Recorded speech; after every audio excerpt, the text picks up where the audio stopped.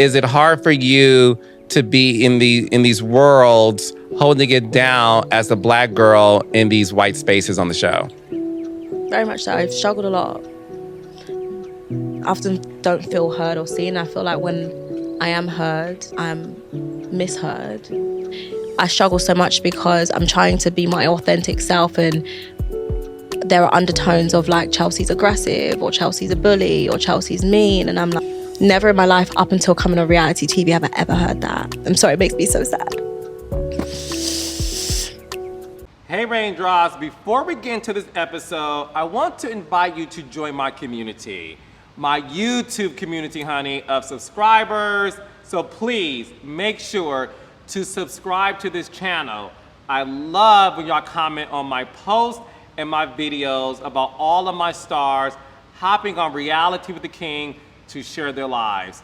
I cannot thank y'all enough, so make sure to like and subscribe to this channel. Honey, I am gagging that we are both wearing white. Where do you want me? You can sit there, babe. We're gonna adjust the mic a little bit. This is my bad side. This is my bad side, but we're gonna sit straight. Wait. This is my. Do you want to switch? Yeah. Okay. Guess what, Mariah? You're Mariah Carey. You know, you're the first guest I had that switch. That means I love you. I love it. See you see. Oh. Tell me something right about now. You can't tell me anything. I love that this is the first time I'm ever sitting on this side. I'm here for it. We could talk about it. Work. This is the money. This side's a little bit ghetto because I sleep on this side. It's a little bit flatter. I'm totally.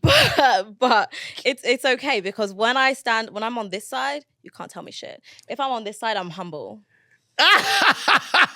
Whatever makes you know you're the baddest bitch in the room, I'm going to provide that for you. So you see when we're filming, and it's so funny because there was a scene when we're filming, Amanda and I, and people where thought, she wore the pink. No, I was in this Alessandra Rich checkered purple Ooh, suit yes. where I bumped into the Oh yeah, the glass in the house. So people thought we were struggling to sit in our outfits. No. I just know like where my cameras are. So I knew that I wanted to sit on a particular chair to give me that good side. So I'm sitting there looking like, bitch, you don't want to sit here too, right? It's okay if I take this spot and you take that one. People are like, they most definitely are just struggling to sit in their outfits. I'm like, I had other things in mind.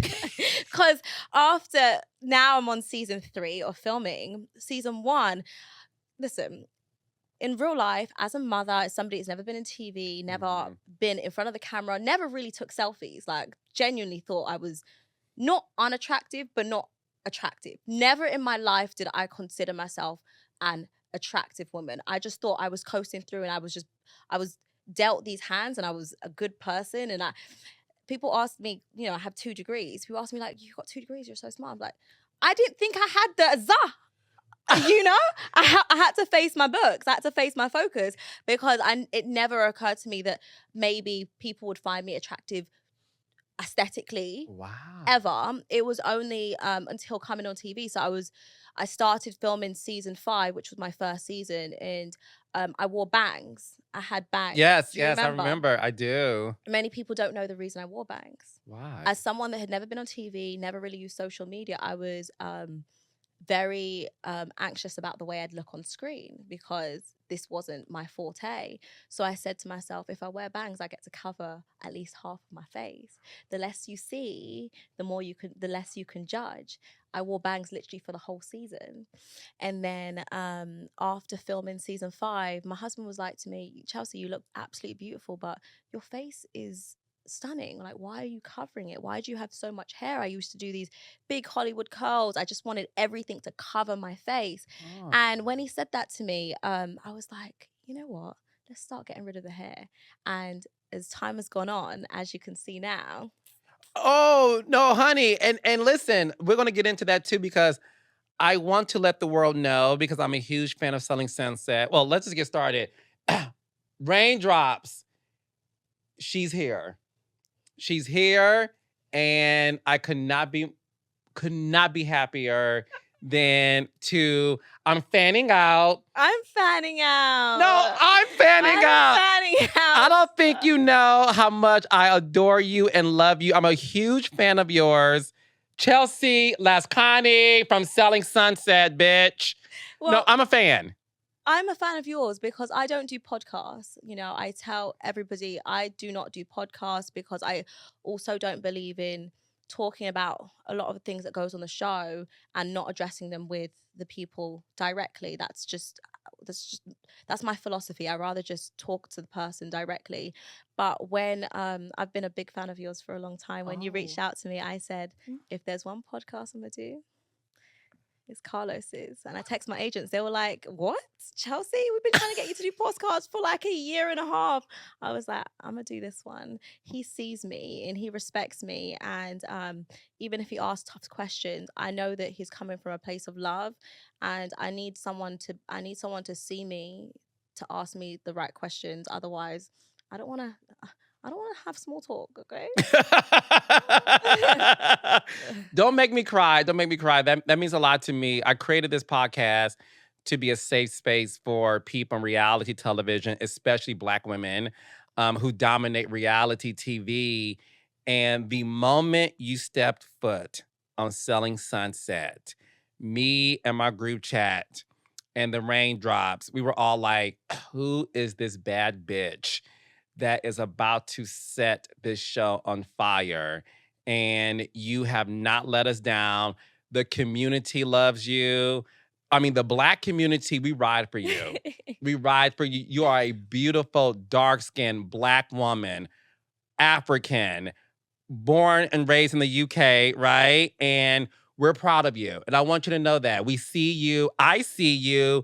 And baby, we're about to have some fun. You're gonna make me cry. No, we see you. Thank you. And I want you to know that we see you. And we're no, don't cry. I don't want to mess up this makeup. Don't make it the makeup, honey. But I need you to know, speaking on behalf of the Black community, we're proud of you. Thank you. You hold it down on that show. And I know it's hard. We'll get into that later. Actually, let's get into it now. Yeah. You, as a dark-skinned Black woman, coming on to Selling Sunset, how did that come about? Minding my business. I had my real estate license. So I got my real estate license actually to purchase my own house. That's the only reason I got my real estate license, because I worked in oil and gas. I worked for the oil and gas company, did my master's in oil and gas. And my husband and I recently got married and we wanted to purchase our marital home. I was looking at a house in Manhattan Beach and I saw the commission on the houses. And I said, I'll be damned if I give this away to somebody that can do what I can do.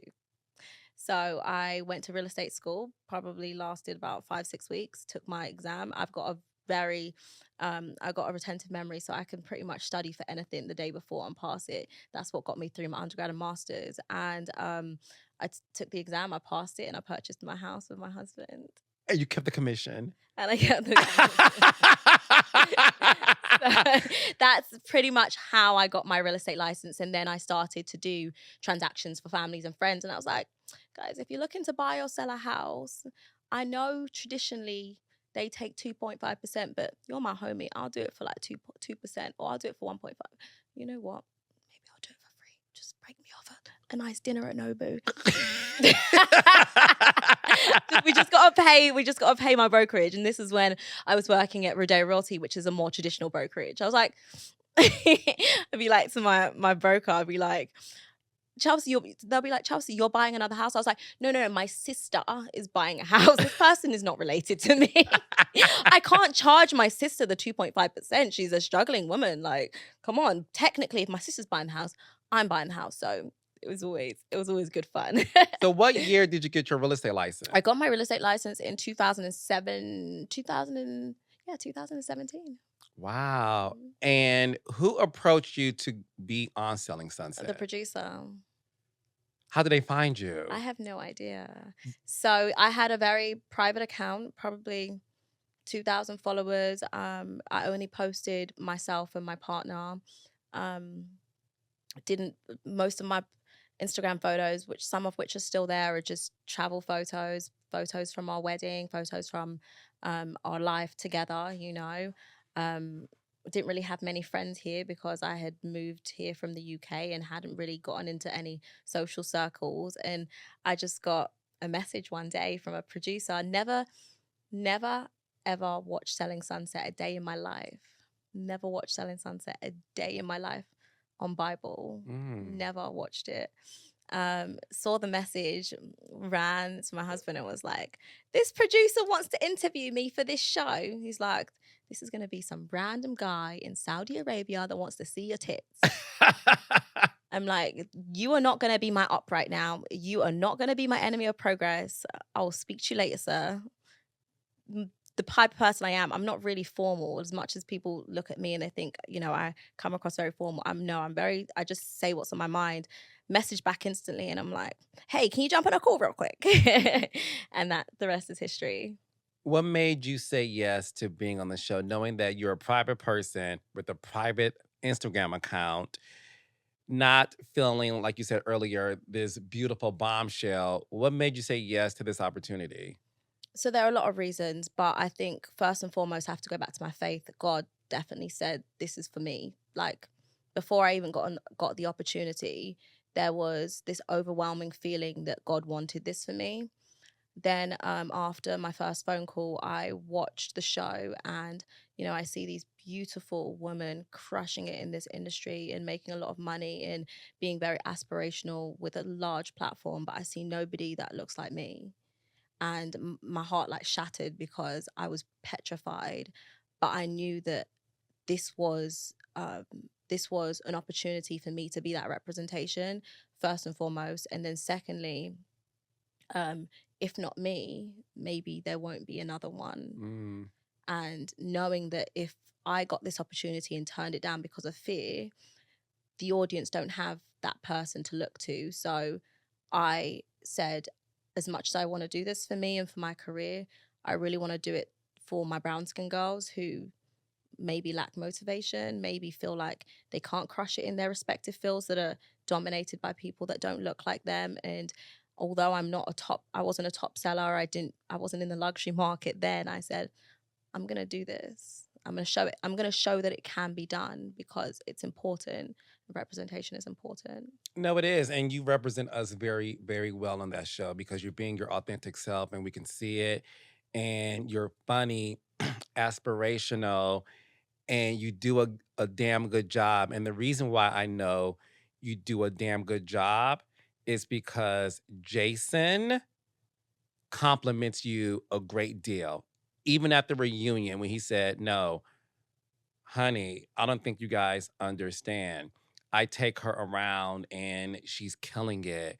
So that's a testament to just you and your hard work. But before we continue with that, I want to go back a little bit. You're from the UK. Yeah. You are an African woman. Yeah. What was your childhood like being African and growing up in the UK? My childhood was beautiful. There was a lot of strife and struggles because I'm first generation. Both my parents are born and raised in Nigeria, and the Great British Dream, if you would like to call it. They moved to the UK for better prospects and better opportunities. They had me, my brother and sister, and they worked damn hard. My parents both kept multiple jobs. I never knew struggle. And there were a lot of struggles, but I never knew struggles because my parents went above and beyond to make sure we were sheltered from it. My mum was recruited very early on, probably when I was about, I'd say 9 or 10, to work for her first company abroad, which was in Switzerland. And then she was recruited again to work for another larger company in New Jersey, which was Johnson & Johnson's, and she was C-suite at Johnson & Johnson's. So I always had amazing representation and amazing role models from both of my parents. My dad is an architect and he was in property development. So I saw my parents, who don't speak like myself, they have African accents, really work extremely hard and garner respect in their respective fields. So hard work and hustle was ingrained in me from a very young age, but I didn't have the family dynamic that most people we didn't have dinner around the tables. I didn't have like, there are many Christmases that I didn't see my mum or my dad. Maybe I saw one of them because we were in two different countries. But I just had so much respect for them because they loved life, but they loved to work, and they knew that like you got to work 10 times as hard always, and put your head down and the results will come. So I never feared making it anywhere because I saw my parents come from less than me. They ran so I could just walk and chill. So that's what my family life was like. And we saw your mother appear on the show. And one thing you mentioned is you didn't celebrate your birthday. Why was that? Birthdays were always a little bit triggering for me because for the most of my birthdays, not all my family was present. So although I lived in the UK with my dad, my brother and sister and mum lived in either Switzerland or New Jersey.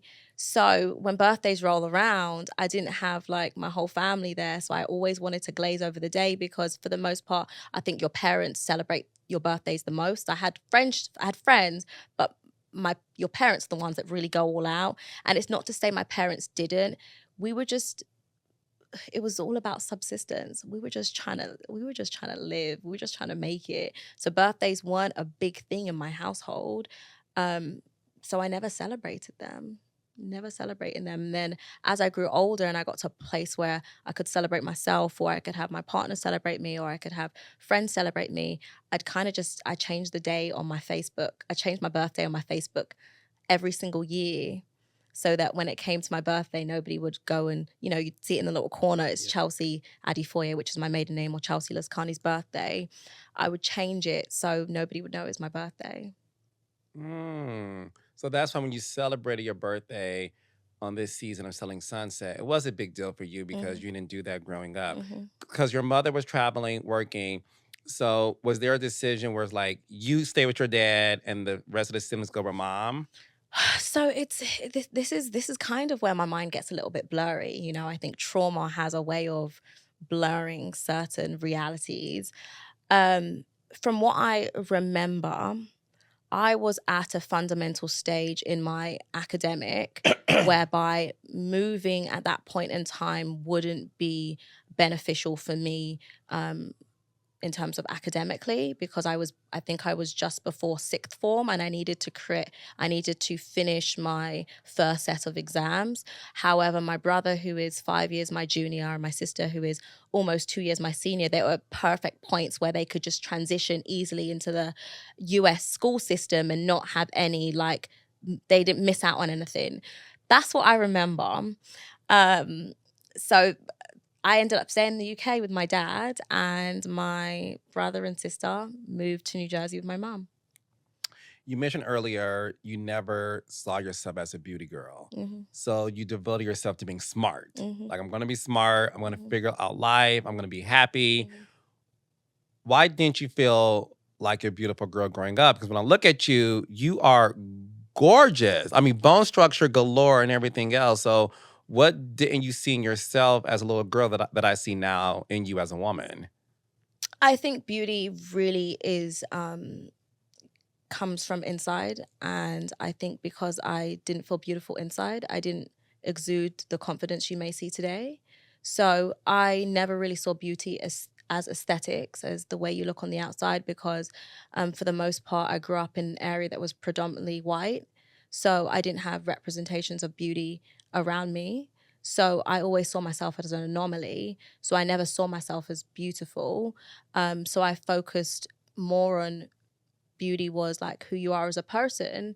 But because I was struggling a lot and obviously focusing a lot of school and not having what most people had, which was both their parents there for picture day, or both their parents there for classes, or parent-teacher day, whatever it was, I just felt like, as blessed as I am, my realities are just a little bit harder being a Black woman with two immigrant parents.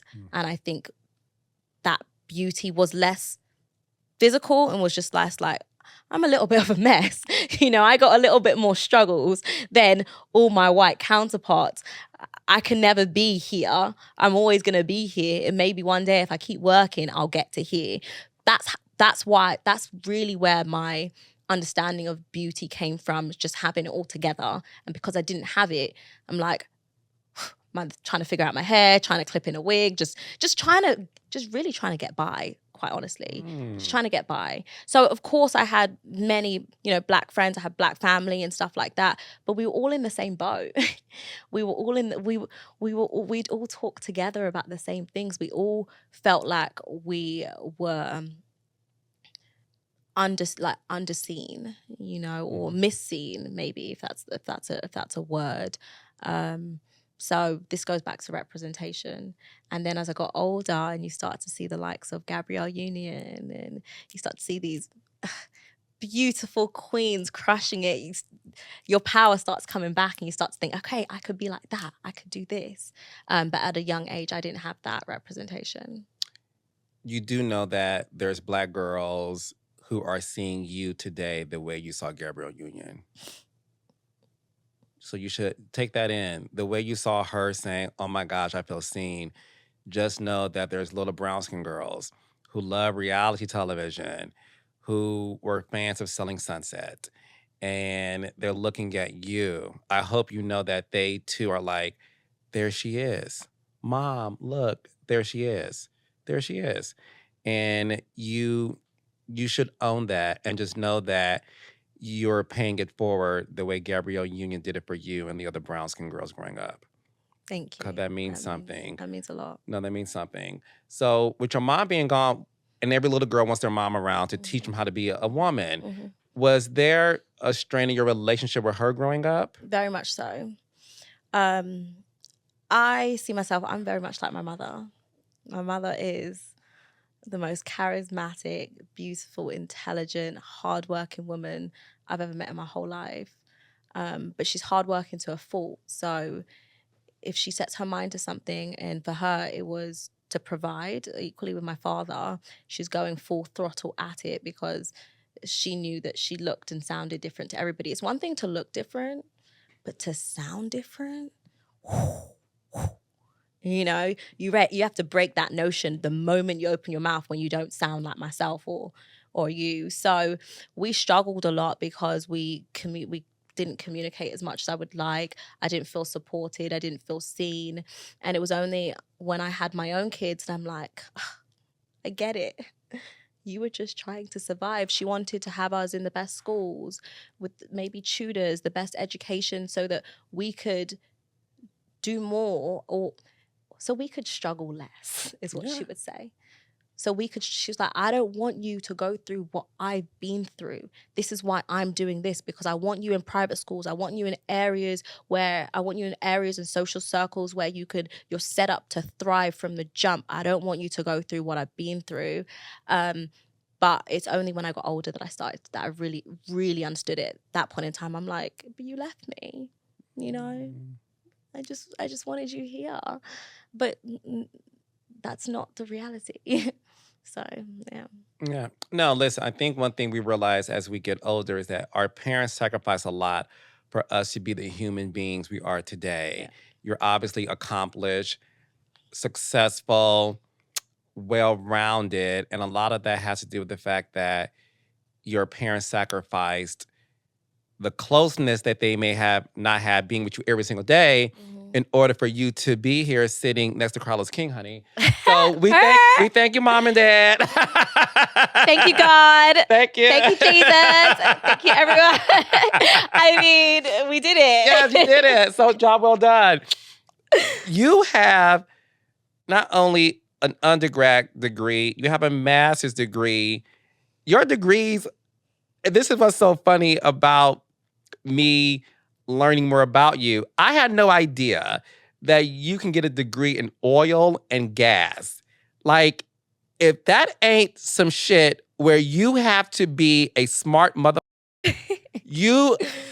not only a woman, a black woman, African woman in the UK. When we think of oil and gas, let's be real, we think of rich white men. We think of heirs of the oil father or grandfather who left the legacy to his children. We think of Houston, Texas. we don't think about it in terms of getting a degree in this subject matter. Mhm. What was happening to where you were like, that's what I want to study? So my mind works very numerically. And I'm obviously Nigerian, and Nigeria possesses an abundance of oil resources. And I just took a great liking to it. I had plenty of Nigerian friends growing up, and I always saw myself maybe one day moving back to Nigeria, and I wanted to be a part of legislation there. So I said, why not? It was very fascinating to me. I loved sciences. I was really good in it. I was really good in math. Um, and a lot of the people I knew in those respective industries were very wealthy. So I said, okay, where's the coin at? Okay. So I'm gonna be rich. Yeah. No, one thing you said on Selling Sunset, this is when I was like, oh, she's my bitch, I'm forever like a fan. You said something your first season. You was having dinner. It was your husband and I Jason. remember. And you said, I'm I gonna like nice things, so I have to work. before that, Yeah. you said something that I said, if Carlos King has something on his tombstone, it would be this. Okay. You said, and I quote, I will never suffer in this life ever. Never. I will never suffer in this life Never. because I am going to work hard for what. And I said, no, real talk. This is not me being funny and silly. I said, oh, I see her and she sees me. Because I do feel like nowadays, I'll say it, you don't got to. Nowadays, nobody wants to work hard. They want things easy.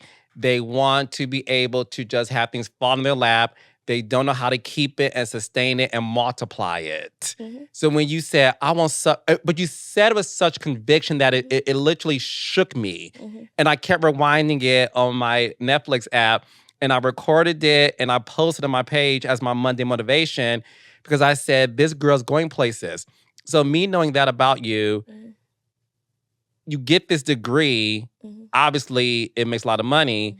Did you start working in that field post-graduation? I did. So I worked with two oil and gas companies actually out here in Los Angeles. I only left my last company, which was an oil and gas company. It was actually liquefied natural gas. I think it was just right before getting my real estate license. I left it just before I took the test for my real estate license because I knew I was going to pivot. And this was the time I was planning to have my first child as well. And I knew that I was working 9 to 6 and then probably coming home and doing some more work. And I knew that it wasn't going to be sustainable when I'm looking to start a family. Dr. Wendy Osefo is on the Real Housewives of Potomac. Love her. You love her? I love her too. She's my girl. She was on my podcast and she educated me about being the child of Nigerian parents and how they want you to be the best of the best to make all the money in the world.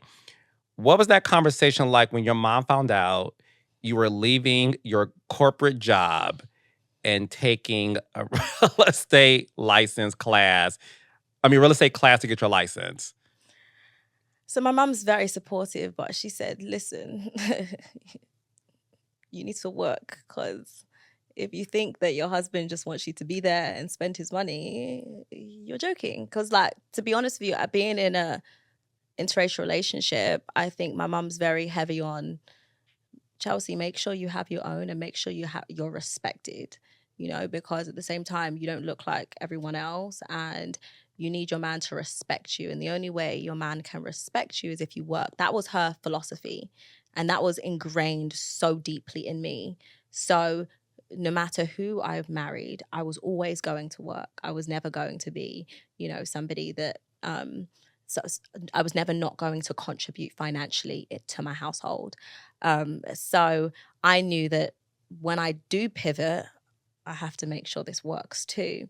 So, and real estate started to work. It started to work. I realized that this is why everyone has their real estate license, because it's not that hard. I low-key want a real estate license. Get it, man. Because and we'll talk afterwards, because I may want to hire you to find me a house. We'll talk. I'm dead ass. I'll call you later. Because I'm so fascinated by, I love real estate, and I'm so fascinated by the transactional aspect of it, because I'm independent. I love the fact that real estate agents, you make your own schedule, because at the end of the day, if you don't work, you don't get paid. So I love that self-starting nature of it. Going back to your husband, I love your relationship with him. If you don't know this, I'm gonna tell you, that man loves you. Down. I can tell by the way it's very subtle. Down. But because I work with women who's either married or single, I can tell when I'm like, girl, he don't see it for you. Not 5 more years, he's gonna break up with you. Your husband loves you. Down. How did you two meet? On Tinder. He was my first Tinder date. He snatched me. He's 11 years my senior. And I came out here. So funny story, and I haven't really shared this, but I moved here just after completing my master's. I came over here with one suitcase. And you asked me why, because you're very surprised. I was running away from my ex-boyfriend, who was very abusive, was in a very, very toxic place in my life, relationship-wise, and I knew that I had to, like, proximity is something, because you can mentally leave a relationship, but if your proximity and the person are close, you can find yourself like going back into that same cycle, and that's what I saw. So I literally booked a ticket to Los Angeles. My mum had an apartment here, and she was transitioning between roles, and I grabbed a suitcase and filled it up and left. Yeah. He was physically abusive to you? Mm-hmm. I'm sorry. Yeah. So you you escaped him. Mm-hmm. And moved here. Yeah. With one suitcase. Yeah. With no plan. I had a little bit of a plan, because I'm a big planner. Okay. Being the academic that I am, I said, okay, let me go get one more degree. That's what I said. I said, I'm going to go get an MBA. I'm going to go get an MBA. So I started studying for the GMAT, because I wanted to go to Columbia. My sister lived in New York. My sister was working on Wall Street. She had just finished her master's at Wharton. And I said, okay, this is my plan, and we're going to live together. We hadn't lived together for maybe over a decade. Now everything's going to come full circle. We're going to live together. And then I started swiping on Tinder, and I saw this one lovely chap, and we connected, and the rest is history, because I remember he said to me, he's 11 years my senior, obviously, and established in his profession. He said, you can't keep getting these degrees. You need experience. And I was like, what? What do you mean? He was like, you need to get some work experience. You need to get a job. And I'm like, I was 20, right? I was like, a job? Oh, I was hoping to stay in school for a couple more years, because school for me was very easy, So I took his advice, and I still studied. I did the GMAT. I still put myself in a position whereby I have a score that allows me to apply for any school if I wanted to, but let me get a job. And I got my first job in the United States. And then the job was in Westlake Village. He lived in the Valley. My mom's apartment was in Glendale. I hadn't got my license at this time, so I was Ubering to my job. It didn't really make sense financially. So I remember one day I stayed at his place, and I was leaving. I did it for about 5-6 days. And I remember I came home. I came to his place one day after work, because he lived 20 minutes away from my job, and he just had a key. He was like, do you want this? I was like, sure. Okay. So my mum was moving into a new role in a different state, and I had already moved in, honey. Yeah, I had moved in. It was like 3 months in. I had moved in. I went back to the apartment which my brother lived, my brother lived at with my mum's apartment. And I just came in one day. My mum wasn't around. That one suitcase, I threw everything in it. I said, peace. But you know what? I'm a planner. I said, you know what I'm going to do? And guys, I'm going to give you some free game right now. Shouldn't say this. Please forgive me. I'm going to give you some free game. So everything to me is planning and being smart. So I said, what am I to lose moving in with this man whom I've just met, right? Because what I'm going to do is I got a full-time job and making decent money. I'm going to save all of it because I have a contingency plan. If this doesn't work out, I'm no longer sleeping on the sofa because I'm sleeping on the sofa at my mum's place because it was a 2-bedroom apartment. And my mum would stay in one when she's around and my brother would stay in the other. So I was sleeping. I was the strangler that came from the UK and just was like, hey guys, can you house me? They were like, yeah, sure, the sofa. Very uncomfortable. So I was like, okay, you got a better living situation because now you have a bed. You have groceries that are paid for by someone else. And when you get your checks every 2 weeks, you can just save it. Because if this doesn't work out, then you're not going back to the sofa. You're going to get your own apartment, bitch. I think that's free game and good game. That's very smart. So yeah. So then obviously it worked out and all the money I saved, I ended up buying him a Rolex with. Bitch, you better. You better, bitch. You better. Is he the first white guy you dated? Yeah. Mm-hmm. Were you... Yeah, were you surprised? Yeah, were you surprised? Or did you want to experience something new after leaving the UK and leaving that relationship you had? I think I just became more open. Yeah. I think I just got to a point where in my life where I was like, always dated the thugs. Always love myself a little a road man. I either dated like road men or like my ex was African, Nigerian. I love African men, you know. I just love my culture. So it was always the guys that everybody wants. Everybody wants them. It's like that in Atlanta too. I said, Chelsea, what is it you want in this life? I said, I want someone that's loyal to me. I want someone that loves me. I want someone that respects me. And I want someone that loves me for me at all times, you know? Because I'm very quirky. I'm a little bit, just there's multiple sides to me. And I found myself creating this pattern in relationships where it would be like, you're too loud or you talk back. I'm like, what do you mean I'm talking back? I'm just giving my opinion. You voiced yours. It's my turn. You know? Like, come on.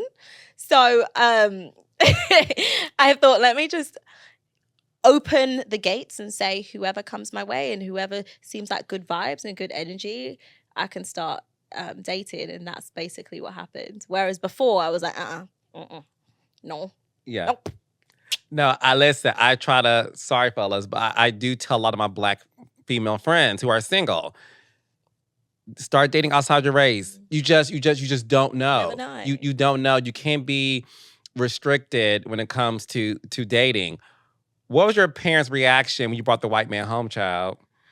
Oh, my mom said, wow, can he be my husband? My mom loved him more than I loved him. She loved him so much. She said,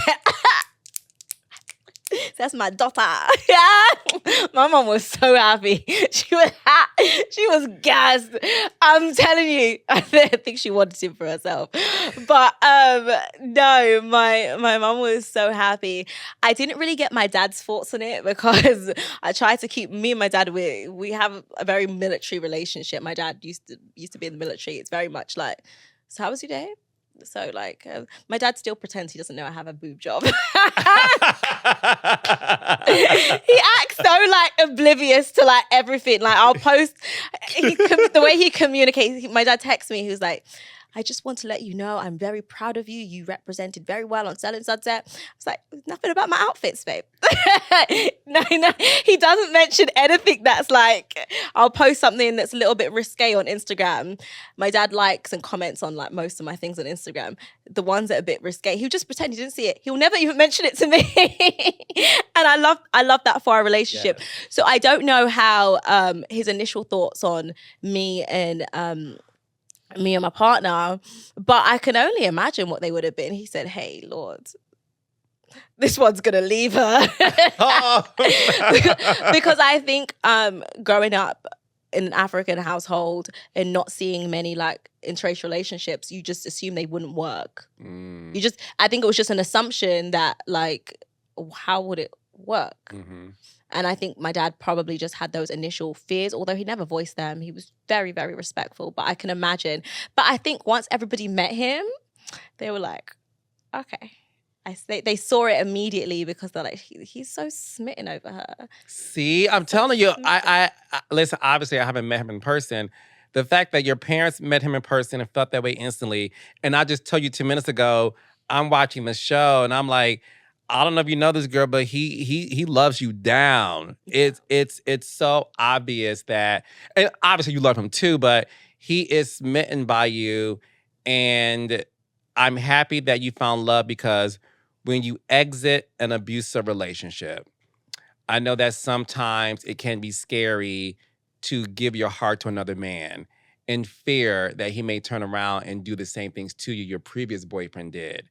So the fact that you found your Prince Charming, who turned to be your knight in shining armor, and now your husband, and just because it may not have looked like what you thought on paper, you gave love a chance. Yeah. And we see this happiness that you have right now. And listen, girl, you did that. Hey, Raindrops. Yes, come through. We got merch.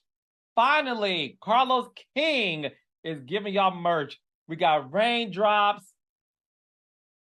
Allegedly. Come on, allegedly mugs, allegedly t-shirts. We have it all. Make sure you go on carloskingshop.com. That's right, carloskingshop.com. Pick it up, tell a friend, phone a friend, and let's celebrate this all together.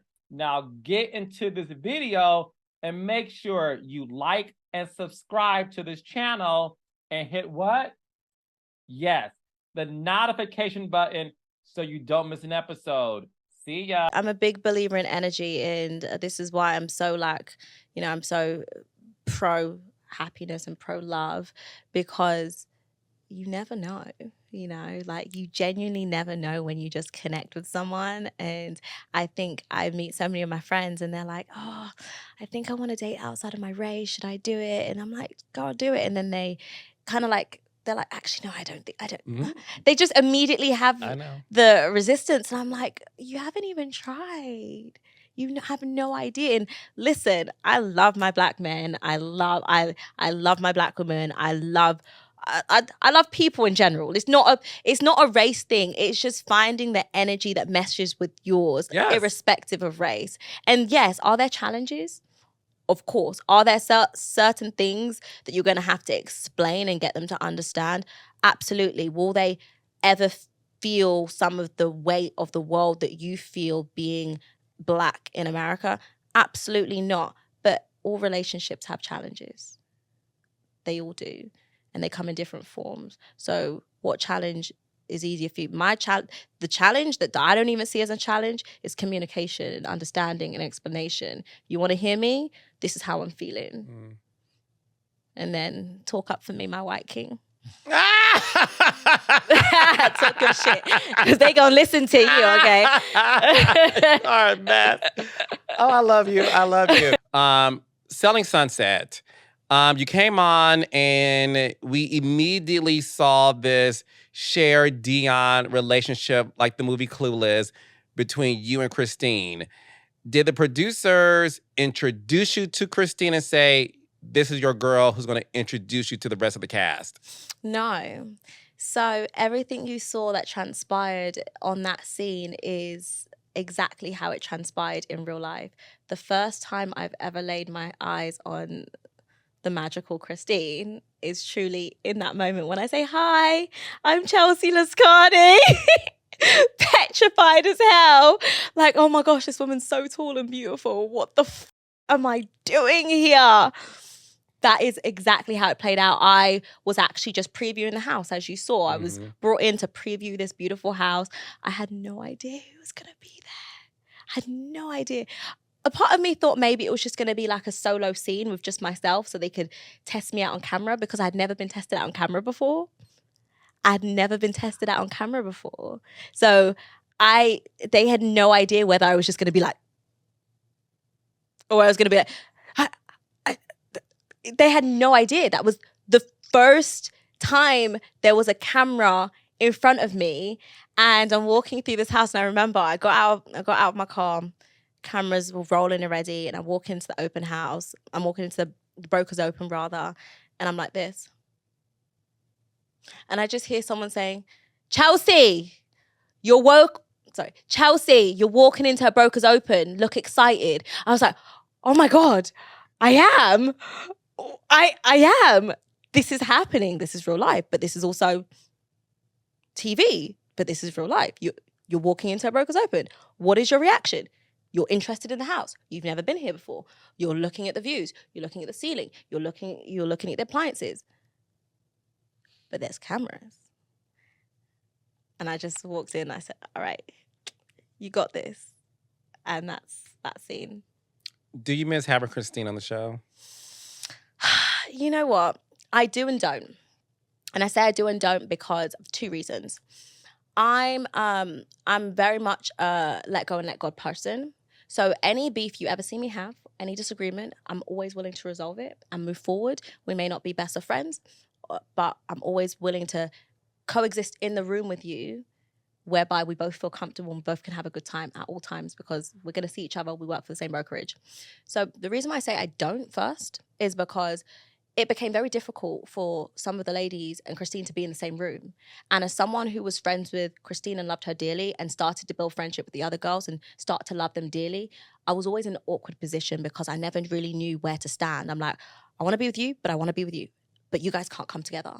It was difficult as someone that was also new and trying to establish trust with amongst everybody to navigate that, because a lot of the disagreements happened way before I was even a part of the show.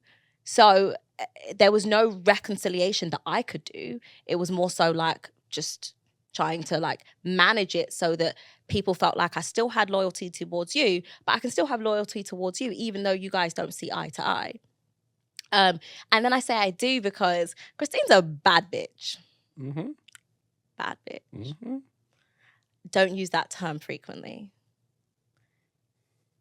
She's the type of person that walks in the room, commands the room, and makes you laugh while she's commanding the room. She has a presence that, like, I'm still in awe by, quite honestly. I think her presence is fantastic, and I can't wait to see what she's doing next. So I miss that energy together because there's something really special about being with someone that makes you want to step up your game. You know, they say you're the average of the five. To me, when I was with Christine, I'm like, I'm filming with Christine? All right, cool. Get all the resources out. We're really doing it today.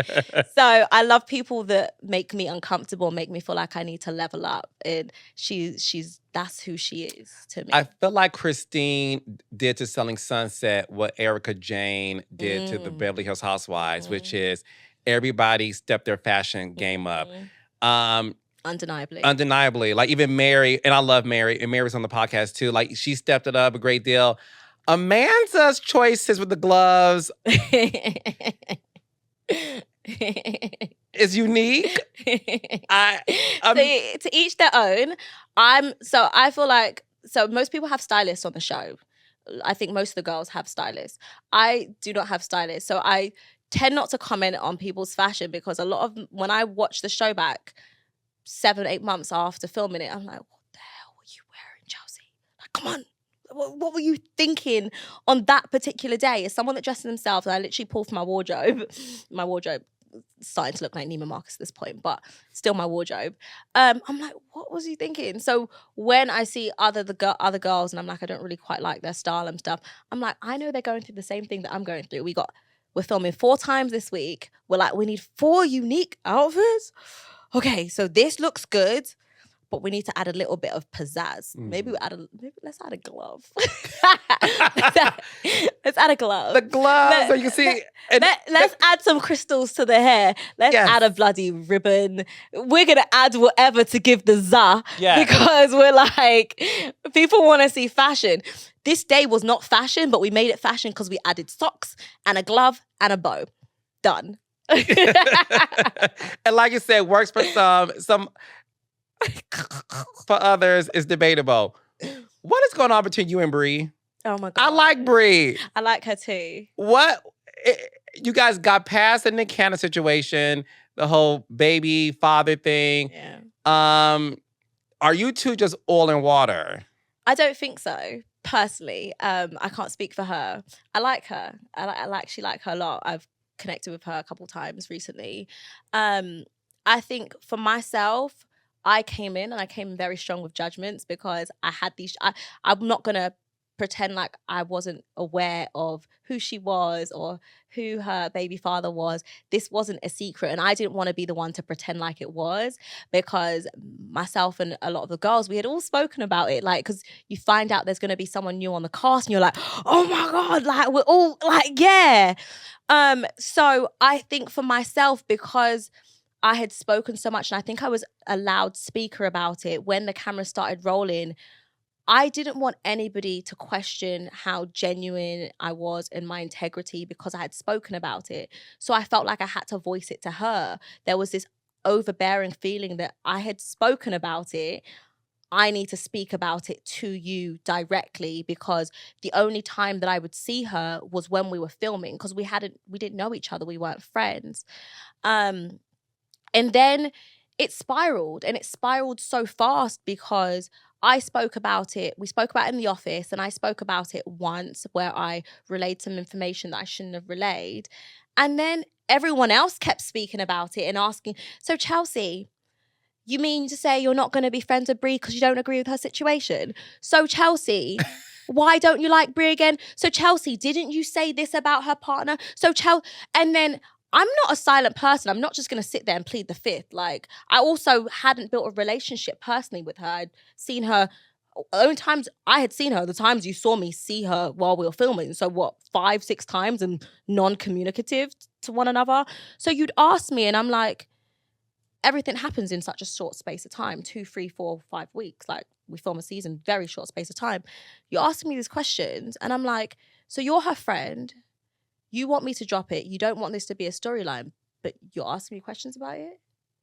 So watching the season back, it was very hard to watch because I was disappointed in myself, because I was like, nah, that's not the person you want to be. Like, you don't want to be the person that's harshly passing judgment on someone's life. You don't know what their story, you don't know what they've walked through. People don't know what you've walked through.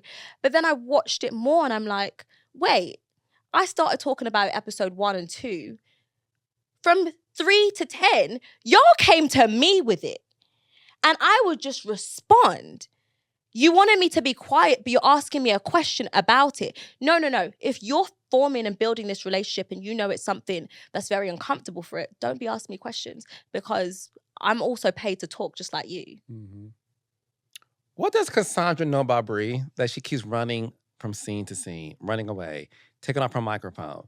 What does Cassandra know? Because the word of the street is like, were they a part of some other agency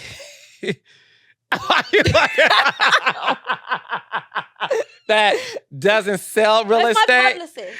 That doesn't sell real estate, but they may sell something else. So I can't speak for that. Right. To be honest with you, like, I can only speak for what I know about Cassandra. that was wild. This whole thing, like, it's everybody's so confused. It was so wild. Like, truthfully, it was so wild. And again, another decision where I'm like, Chelsea, you dumb fucking bitch. I'm sorry to use profanity. I was like, you dumb fucking bitch. Could you not see through that shit? So I'm Mrs. Friendly. You saw me today for the first time. You're very friendly. That's like, I'm an Aquarius, you know, I'm air. I just exist in spaces, and I'm like water. I love to have a good time. I love people. So I assume when I meet Cassandra and she's speaking to everybody, I'm like, oh, this is the new girl that's going to be joining the O group. She's pretty. She seems smart. She seems welcoming and like kind of very complimentary of me. All right, let's go. Come on, let's go. I was really excited. I was genuinely like excited. Then when I heard, like, the first thing I heard was herself and Brie knew each other. Like, they knew each other, but they didn't have any beef. There was no beef, but they knew each other. And Brie wasn't being so welcoming or nice to her in Cabo at the first Brokers Open that we were all at. I was like, yeah, she's not a friendly ass bitch. I was like, you don't have to tell me. I've seen it. I mean, she ain't nice. That was my vibe. People were reading so deep into it, but I was kind of like, she told you herself she's not a nice bitch. I'm just reiterating what she said and conferring with somebody that's told me that she gave them the same energy. I was like, bet. So then as it went on and I could see there was actually a rift between them, I was like, okay, I was like, it can't be that deep, because if it was that deep, everyone would know about it, because she's had to be on a process where you signed off like paperwork to be here into film, right? It can't be that serious. So in my mind, knowing that, okay, she's probably going to be on the show, we're going to dinner, come along, like, it's not that deep, because she's also telling me, like, there's no beef. So I'm like, come along. Brie may not be friendly when you first meet her, but give her a little bit of tequila, she's gonna be so sweet, because I've seen her. She can be really bubbly and friendly and Oh yes, cool. Like, I love her. I love Yeah. that. I love that side of her, and the more I get to know her, the more I see it instantly when I first meet her. So I'm like, come on over. So it wasn't until Cabo when Cassandra mentioned something about, well, if you were nice, you would have a ring. And I said, there's definitely something more here. There's definitely something more. Cabo ends kind of to the finale. Was just like a couple of days. We're at the finale. Bearing in mind, guys, everyone wants to say, Chelsea, you invited Cassandra everywhere. Please, I beg. That is not the case, okay? Jason invited her to the penthouse, not the penthouse, the finale New Brokerage Open party. And she doesn't know many people there. She knows me. And I'm just like, okay, I also, not to say I forgot about the drama that happened in Cabo, but there wasn't really drama. It was more so Cassandra saying to me, Brie's not the friendliest person. I was like, okay, bet, she's not. But that's not the craziest thing in the world. No. You just met her. Same way I was getting to know her. It wasn't a major dig. It's just like, she's kind of bitchy. I was like, I meet people that are kind of bitchy every single day. Moving on, you know? So we get to the finale party and I see Cassandra. I bring her over to the girls and I'm like, okay. I'm like, okay, guys, can we just like squash this? Like what? None of you have actually told me if there's actually any beef. Both of you are kind of like, you kind of knew each other, you don't really know each other, but Cassandra's kind of coming on strong and Brie's kind of like, leave me alone, like just get out of my space. And I'm kind of like, well, she's going to be here because she may be on the show. So like, maybe we should just kumbaya. And then I'm sitting down and I'm like, what the is going on? What's going on? Why are they screaming at each other? What? It was so loud in the place, and obviously we're mic'd, but I'm like, what are they even saying? Like, I literally, you saw me in the cup, I was sipping my drink, so I was just like, the fuck? Cool. just don't direct it to me. So that was the first time I realized there was more to the story.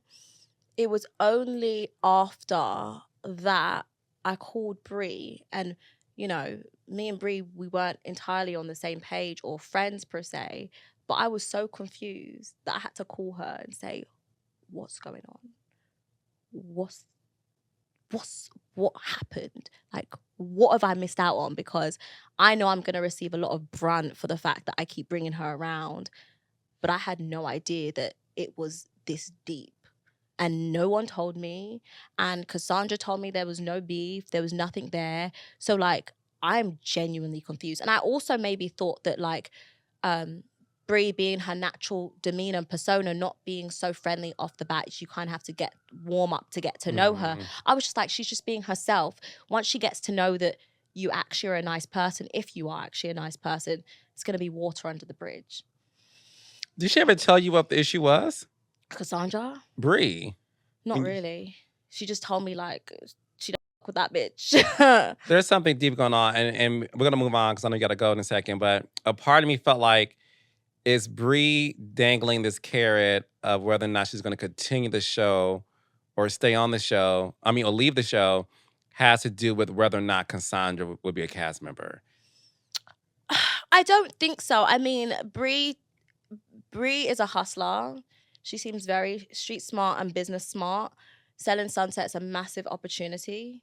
I don't know many people that will willingly leave Selling Sunset because it helps our business, real estate, a lot. So I think she's going to figure out what works best for her and her family and her businesses. I don't think she'd allow someone else to take her off her game. Good. We love you, Brie. Stay on the show because I want you and Chelsea to be the Sharon Dion of the show. I love it. I love two bad bitches. I just love She's it. a bad bitch. Brie is gorgeous. I love her. Like, stay on the show, Brie. It ain't that deep. I love you. Okay, really quickly, when you're in these white spaces, is it hard for you to be in these worlds holding it down as a Black girl in these white spaces on the show? Very much so. Yeah, very much so. I've struggled a lot. I often don't feel heard or seen. I feel like when I am heard, I'm misheard. And I feel like a lot of my mannerisms and my natural dialect, my natural personality and persona is always misconstrued. And my intentions are always so pure. Like, I'm very much a lover. I have no malice in my heart for anyone in this world. And I will forgive anyone. We can argue right now and I'll love you again in 20 minutes. It's just my personality. I'm very direct, I'm very blunt. It could be that British, people say British people have this charm where they just kind of have verbal diarrhea and say what's in their mind. But I struggle so much because I'm trying to be my authentic self, and there are undertones of like Chelsea's aggressive or Chelsea's a bully or Chelsea's mean. And I'm like, never in my life up until coming on reality TV have I ever heard that. I'm sorry, it makes me so sad.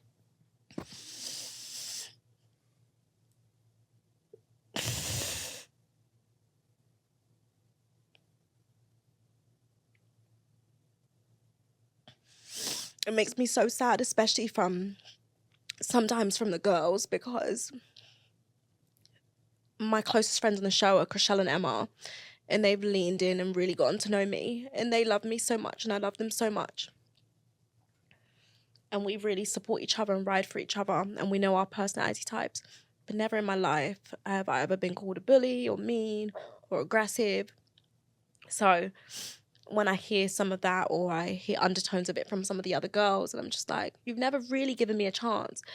It's like, if I say something, I'm aggressive or I'm mean or I came for this person. If someone says the exact same thing, she's just giving her opinion.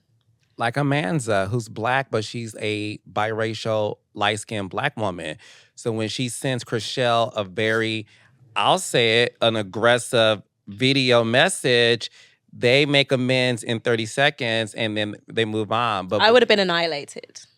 I wouldn't be able to continue.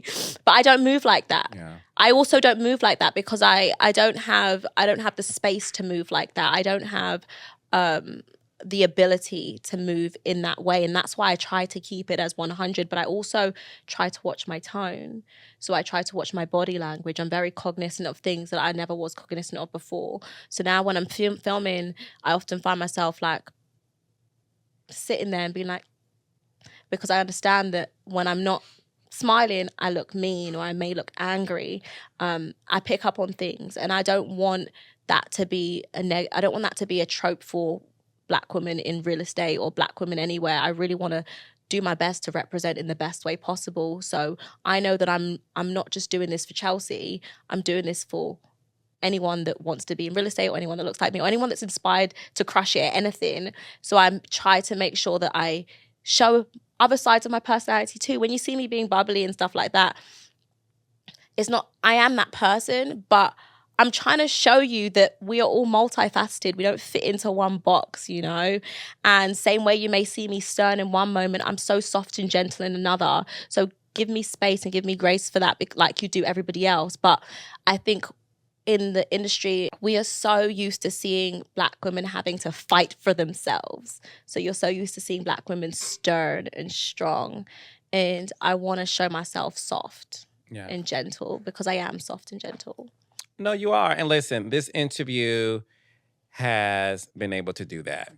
It really has. And I wanted to make sure that you and I had a one-on-one. And listen, this means the world to me that you did say yes. You did say yes.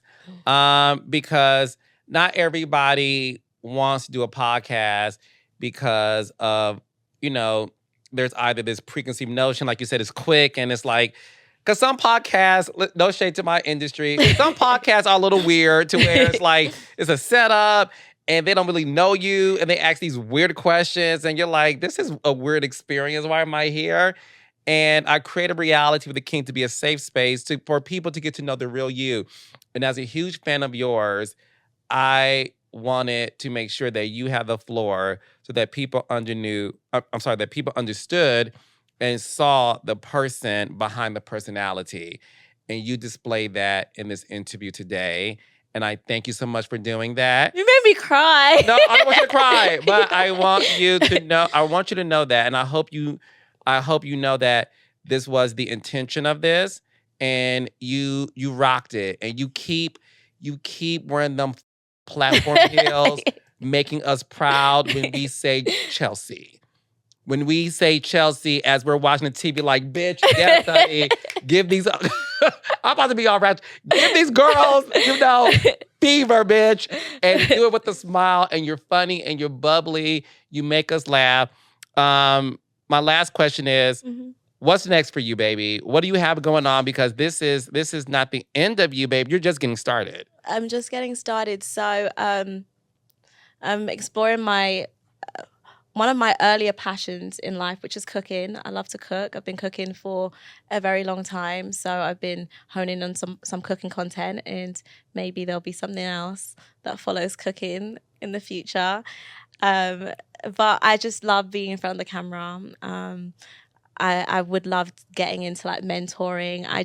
I really want to connect with my 10-year-old self, because there are so many of my 10-year-old selves out there that watch me, and I want to connect more with young women just like I was, and just enjoy life and watch my kids grow and take care of my family, and just be blessed, continue to be blessed. And continue to get those commissions and them sales and ring the motherfucking bell. Ring, ring. Thank you, Chelsea. Thank you, babe. I love you. Thank you so much for this, babe. You did that, girl. Yes.